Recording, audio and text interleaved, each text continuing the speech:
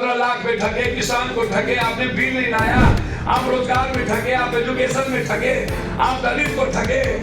मतलब झूठों का सीमा होता है, नेता झूठ बोलता है, बात तो परम सत्य है। सनातनी विचार जो रियल में वसुधैव कुटुंबकम है, जिसको हमारे पूर्वजों ने लाया, उसको भाजपा को क्या पता सनातनी क्या होता है।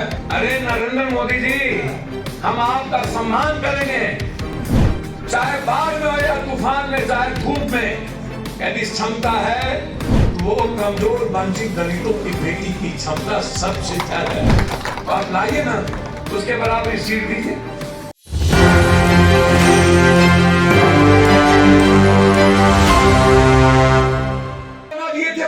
पार्लियामेंट क्या क्या था, क्या हुआ, क्या लाए? 33 के बाद, अरे पहले जनसंख्या जाति जनगणना करो, जाति जनगणना के बाद आप परिसीमन करिए और कर दीजिए जिसकी जितनी जनसंख्या उतनी भागीदारी लाइए, तैयारी करिए सीएम। और यदि मंत्रिमंडल की बात करिए, महिलाओं की बात करते हो तो आधा यदि पुरुष मंत्री हो तो आधा महिलाओं को भी मंत्री बनो, करिए इसकी भी भूमिका। 2019 में जब आपके पास कोई रास्ते नहीं बचे तब आप तय कर रहे हो। अरे नरेंद्र मोदी जी, हम आपका सम्मान करेंगे। मैं आपसे आग्रह करता हूं कि आप हिंदुस्तान में 27-28% दलित बेटियों की भूमिका, जो हिंदुस्तान में महिलाओं के सम्मान में यदि सबसे ज्यादा मेहनत करने की क्षमता, चाहे तूफान में हो या साइक्लोन में, चाहे बाढ़ में हो या तूफान में, चाहे धूप में, यदि क्षमता है तो वो कमजोर वंचित दलितों की बेटी की क्षमता सबसे ज्यादा है। तो आप लाइए ना, उसके बराबर सीट दीजिए, अतंत पिछड़ों को सीट दीजिए, ओबीसी को सीट दीजिए, आप लाइए माइनॉरिटीज को सीट। कायदे लेना चाहते हैं 17% को, कारण क्या है? क्या डर है? डर क्या है? क्यों माइनॉरिटीज को नहीं लाएंगे?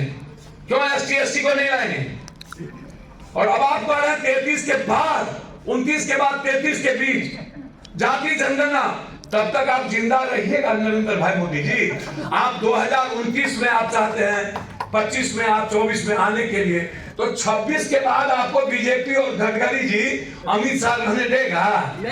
27 के बाद आप जो आज आप ख्वाली पुलाव पका रहे हैं, कि आप सोचिए ना कितना ठगते हैं आप। नोटबंदी में ठगे, GST में ठगे, ब्लैक मनी में ठगे, आप सब कुछ में ठगे, 15 लाख में ठगे, किसान को ठगे, आपने बिल नहीं लाया, आप रोजगार में ठगे, आप एजुकेशन में ठगे, आप दलित को ठगे।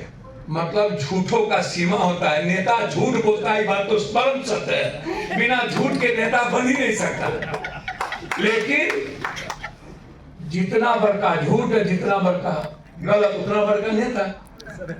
सत्य बोलिएगा, हमको कोई नहीं पूछेगा। जैसे पप्पू यादव का हाल है, डगरा के बैगन की तरह सत्य बोलते हैं, कहता है भक्त इनप्रिडिक्टेबल है, इसको बाप रे बाप, ये क्या है रे बाप, सत्य बोलने में बाप बाप को जाता।